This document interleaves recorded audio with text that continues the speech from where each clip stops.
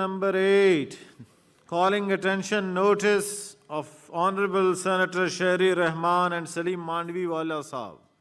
Ji, Senator Shahri Rahman Sahiba, please raise the matter. Minister Energy is already here to listen you. Thank you, Chairman Sahab. Minister Energy, आपको पता है बड़े जी energy से full है माशाल्लाह. अभी आपको बताएंगे क्या हो रहा है. जी. I thank you, Chairman Sahab, for accepting changing the call attention. कल लगा हुआ था सुई गैस के हवाले से जिसमें कोई मेंशन नहीं किया. बिल्कुल जी. और सेक्रेटेरिएट से कहें खुद से ये ना काम करें. नंबर 1, थैंक यू चेयरमैन साहब. कभी गलती होती है टाइप उसको माफ कर दिया करें, इतना ना उछालें. Thank you ji. सेक्रेटेरिएट भी आपका ही है जी. आपका है, हमारा है, so thank you.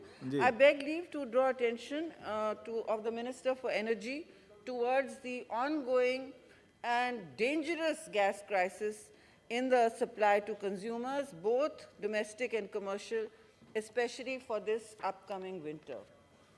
इजाज़त दें तो हम शुरू प्लीज, इसके बाद सलीम करेंगे. देखिए चेयरमैन साहब, नौयत इसकी बहुत संगीन है और इसके एक पहलू नहीं है, मगर मोटे मोटे मैं सिर्फ गुजारिश करना चाहती हूँ कि इतना परेशान है गैस के लिए पार्लियामेंट्री अफेयर्स मिनिस्टर के बहुत गॉसिप कर रहे हैं इस वक्त.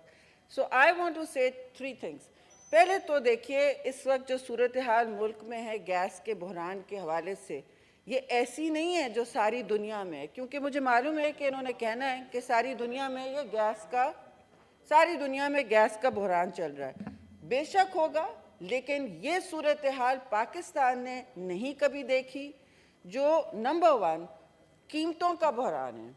पहले तो मैं कीमतों के बारे में भी बात करना चाहती हूँ.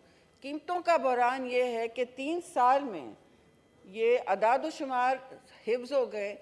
कभी पिछले हफ्ते तक तो पिछले साल तक 300% इन्होंने कर दिया था. पहले 200% देखा हमने, फिर हमने 300% देखा, अब हम 350% देख चुके हैं.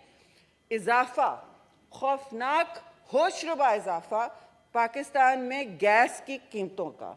अब आ जाएं कि ये कीमतें ऐसी पहुंची क्यों हैं. जो मुल्क एक ज़माने में खुद कफील होता था, शायद इस वजह से सुई गैस का नाम ले लिया गया. खैर आप सबको पता है सुई गैस की कहानी, वो डिप्लीटेड है. लेकिन इस वक्त कीमतों का जो मसला है वो LNG सप्लाई से भी मुंसलिक है, शॉर्टेज से भी मुंसलिक है. इस वक्त मिनिस्टर ख़ुद बेहतर बताएंगे 2200 ब्रिटिश थर्मल यूनिट्स का शॉर्टेज है या कितना डेफिसिट है.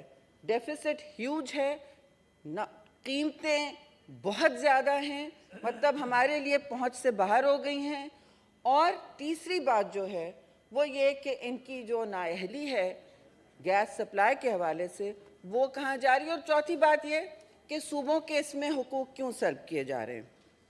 तो पहली बात तो कीमतों की है, क्योंकि अवाम पर कीमत का बहुत हर किस्म की इन्फ्लेशनरी कीमत का बोझ है. आज भी इंटरबैंक रेट पर रुपया 175 पर फिर जा पहुंचा है और उसका भी इस पर सख्त दबाव पड़ता है. हर प्राइस पे, हर इंटरनेशनल ट्रेड पर इसका दबाव पड़ता है. तो मतलब इन्हीं की गवर्नमेंट है 3 साल से. अब ये कह चुके हैं कि जी हमारी पिछली गवर्नमेंट ने ये किया था. पिछली गवर्नमेंटों को ये इल्ज़ाम तराशी में इतना मुलविस करते हैं, कहते हैं कि वो कॉन्ट्रैक्ट क्या किया. अब वो कॉन्ट्रैक्ट जो लॉन्ग टर्म कॉन्ट्रैक्ट्स होते थे कदरे गनीमत थे, इन्होंने लॉन्ग टर्म कॉन्ट्रैक्ट्स किए नहीं. स्कैंडल पे स्कैंडल LNG परचेस पे आ जा, क्योंकि आपकी डेफिसिट है. आपका मुल्क अब नेचुरल गैस नहीं इतना प्रोड्यूस कर रहा, आपके पास सीरियस डेफिसिट है. सिंध सूबा प्रोड्यूस कर रहा है, उसके बारे में बताऊंगी. लेकिन जो LNG कार्गोस के बारे में इतना बड़ा स्कैंडल हुआ है, आपने समर में सारे ममालिक समर में ख़रीदना शुरू कर देते हैं. इसे हेजिंग कहते हैं, इसे लॉन्ग टर्म कॉन्ट्रैक्ट्स भी करते हैं, स्पॉट रेट्स पे भी ख़रीदना शुरू कर देते हैं.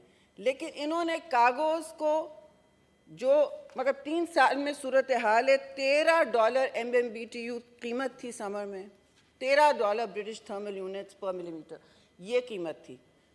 और फिर बीच में नवंबर में इन्होंने अक्टूबर में फिर ख़रीदा, एक स्कैंडल $20 पे ख़रीदा. क्यों? क्योंकि टाइम पे नहीं ऑर्डर किए गए कार्गोज़. और दुनिया में बेशक शॉर्टेज है, लेकिन आपको क्यों नहीं पता कि शॉर्टेज है? क्यों नहीं पता कि आपको शॉर्टेज है? भाई सबको पता है. Hedging international oil and energy पे सारी दुनिया करती है, ठीक है। फिर आपने 15 पे कर लिया।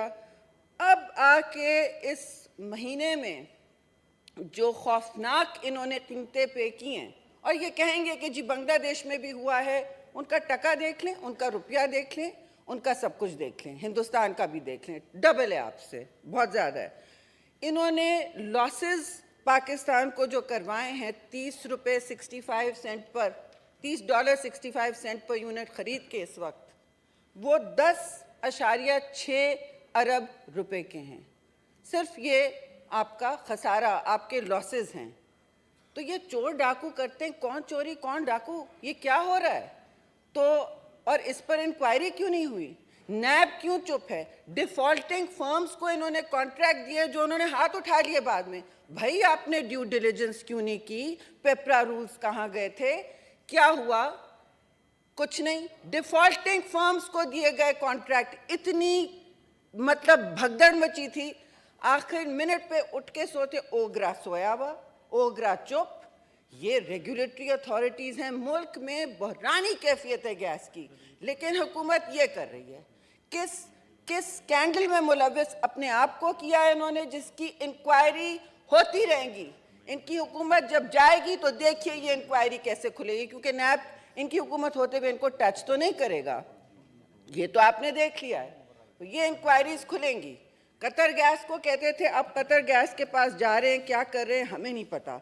लेकिन दूसरा इशू, और शायद इस पे सलीम भी प्राइसेस और इंपोर्ट पे बात करेंगे, इन्होंने ये भी नहीं किया कि गवर्नमेंट की मोनोपोली खोल दी, क्योंकि रास्ता होता है आप प्राइवेट कंपनीज को दे दें, कुछ करें।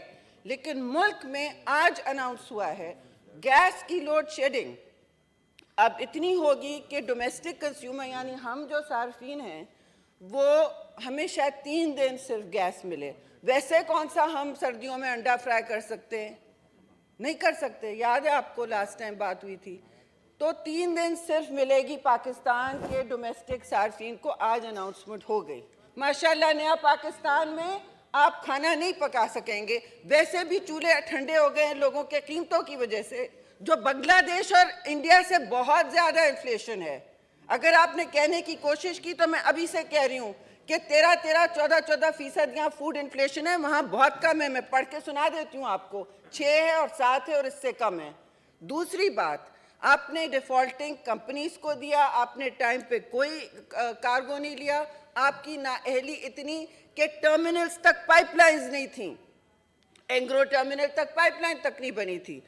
और कोई जो ऐसा लगता है मुल्क में कोई पावर सेक्टर, सर्कुलर डेट की तो अलग ही बात कर लें, पावर सेक्टर जिस हालत में है वो पता नहीं कोई इसको ठीक कर सके नहीं।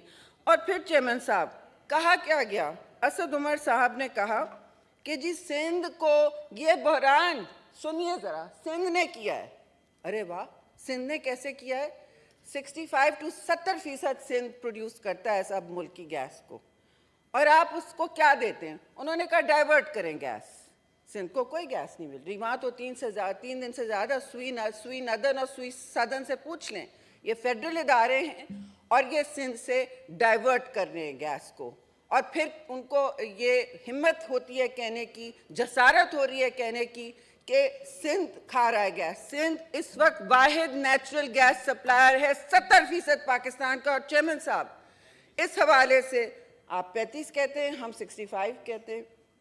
इस हवाले से आर्टिकल 158 आइन का बहुत वाज़ेह है और क्लियर है, और वो कहता है the province in which a well head of natural gas is situated shall have precedence, shall not may have precedence over other parts of Pakistan in meeting the requirements from that wellhead, subject to the commitments and obligations as on the commencing day. तो आप क्या कर रहे हैं? आप आइन को बिल्कुल तोड़ के अपनी फेडरल नदर्न सप्लाई लाइन्स को पहले कर रहे हैं। सिंध और बलूचिस्तान, ये जो शिक थी बेचारे बलूचिस्तान के लिए बनी थी, जिस तरह सुई को हमने ट्रीट किया और बलूचिस्तान को हमने ट्रीट किया, पूरा मुल्क खा गया बलूचिस्तान की गैस और उनको कुछ नहीं मिला। अब पूरा मुल्क खा रहा है सिंध की गैस, और सिंध का जो सरमाया है, सिंध की जो इंडस्ट्री है सबसे ज़्यादा है, 52% टेक्सटाइल इंडस्ट्रीज जो आपका एक्सपोर्ट्स चलाती हैं, जिसकी वजह से आपका डॉलर डिक्लाइन हो रहा है, entirely because of the trade deficit that you cannot manage, that the dollar is, rupee is declining, and you are saying हमें नहीं पता हम क्या करें. ये तो खैर आपने IMF को आउटसोर्स कर दिया है, लेकिन सिंध जो है 52% of the industry, particularly textile, Karachi में चल रही हैं. उनके पहिए ठंडे हो रहे हैं, उनके कारखाने बंद हो रहे हैं, हर चीज़ गैस पे चलती है. It's a clean fuel, Pakistan चला रहा है हमेशा से. लेकिन अब जो माशाल्लाह नए पाकिस्तान में हो रहा है वो हमने कभी नहीं देखा. छोड़ें कि आप अंडा फ्राई करें, छोड़ें कि आप सर्दियों में कोई हीटर चला सकें, अपनी तहफ़्फ़ुज़ कर सकें अपने ख़ानदान का. यहाँ तो अब बहरानी कैफियत होने वाली है. और आपने जो सूबा प्रोड्यूस कर रहा है गैस को, उसको कैसे महरूम किया और कहा कैसे आपने कि सिंध डाइवर्ट कर रहा है गैस की. सारी पाइपलाइन सदर्न और नॉर्दर्न आपके हवाले हैं, आपने इनको कंट्रोल किया हुआ है. और सिंध को उसका माशी पहिए चलाने के लिए, उसके डोमेस्टिक कंज्यूमर्स के लिए उसका हक मिलना चाहिए आईनी, और ये नहीं मिल रहा. और इनके मिनिस्टर्स को इतनी हिम्मत होती है कि वो खड़े होकर कहते हैं कि नहीं हम नहीं देंगे, सिंध में तो सबसे बड़ी डेफिसिट होगी. एक तो ये बात चेयरमैन साहब. फिर आखिरी बात मैं करना चाहूँगी वो ये कि भाई आपकी कीमत कहाँ पहुँच गई है, आपका सूबा महरूम है जो प्रोड्यूस कर रहा है गैस. आप हमें बताएं कि आगे जाके आपकी क्या मंसूबाबंदी है, आपने स्पॉट कार्गोज पे क्या ख़रीदा और इस पर आपने आगे क्या किया. आपने कोई लॉन्ग टर्म कॉन्ट्रैक्ट्स किए हैं LNG के, आपने कोई मंसूबाबंदी की है, क्योंकि गैस मंसूबाबंदी पे चलती है. आपकी नेचुरल गैस ख़त्म हो रही है, आगे आपने कोई मंसूबाबंदी नहीं की. हर महीने हम पढ़ते हैं कि जी LNG कॉन्ट्रैक्ट नहीं हुआ, कभी एक्सपायर हो गया, कभी फर्म ने वापस ले लिया. We see no plan. जबकि हुकूमतें नॉर्मली लंबे लंबे साल भर 3-3 साल के कॉन्ट्रैक्ट साइन कर लेती हैं ताकि उनकी प्राइस लॉक इन हो जाए, ताकि प्राइस लॉक इन हो जाए और लोगों को तकलीफ ना हो. लेकिन यहाँ तकलीफ तबाही सरकार ने कुछ लॉक इन नहीं किया, कुछ लॉक इन नहीं किया. और खड़े होके मैं गारंटी करती हूँ कहेंगे कि देखिए जी बांग्लादेश में ये हो रहा है और हिंदुस्तान में ये हो रहा है. कुछ नहीं हो रहा है ऐसा. वहाँ उन्होंने खरीदी होगी महंगी गैस, लेकिन उनका रुपया, उनका टका आपसे बहुत स्ट्रांग है. और वो स्ट्रांग इसलिए है क्योंकि उनके एक्सपोर्ट्स चल रहे हैं. आपने एक्सपोर्ट्स को बिठा दिया है, इसलिए आपका रुपया वहां पहुंच चुका है जहां पहुंच रहा है. आज किधर उसकी इंटरबैंक रेट है. तो इन सवालात का ये जवाब दें चेयरमैन साहब, और ये भी बताएं कि ये रुपया जो यहाँ पहुंच रहा है इसका क्या कर रहेंगे, क्या इनकी एक्सपोर्ट पॉलिसी है. पीपल्स पार्टी में 44 बिलियन एक्सपोर्ट्स होते थे, सबसे ज्यादा इसका रुपया से वास्ता नहीं अभी दरअसल. सब्सक्राइब करें और बेल दबाएं ताकि कोई खबर रह न जाए.